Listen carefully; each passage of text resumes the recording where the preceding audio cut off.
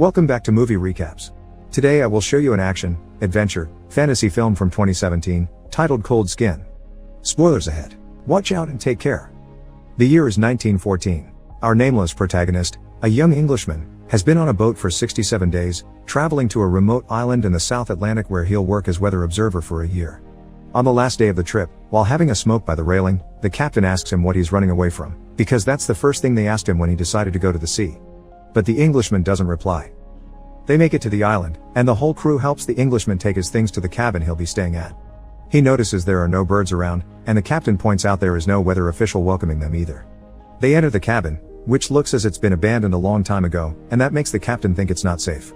He doesn't think the Englishman should stay, but the man refuses. He is staying. Even if it isn't part of his job, the captain helps the Englishman investigate the area. On their way to a lighthouse they've seen from afar, they find a fountain and on it, a message written on the rocks: Gruner owns this fountain. The captain sends his crew back to the boat and continues with the Englishman alone. A moment later, they make it to the lighthouse, which is rudimentarily fortified.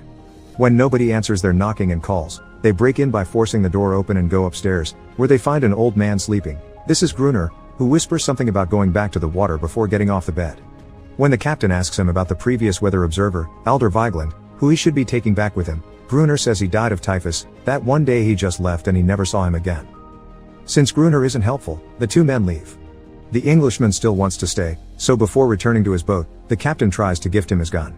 The Englishman turns it down, and after saying his goodbyes, he goes to his cabin to start tidying it up and setting up his weather tools. In the desk drawer, he finds a journal left by the predecessor, so he decides to read it by the fire. The first few pages are pretty normal, the usual notes about the plant and animal life on the island, also a photograph of a woman in a wedding dress. The back says Mrs. Vigeland in love, love, love, which makes her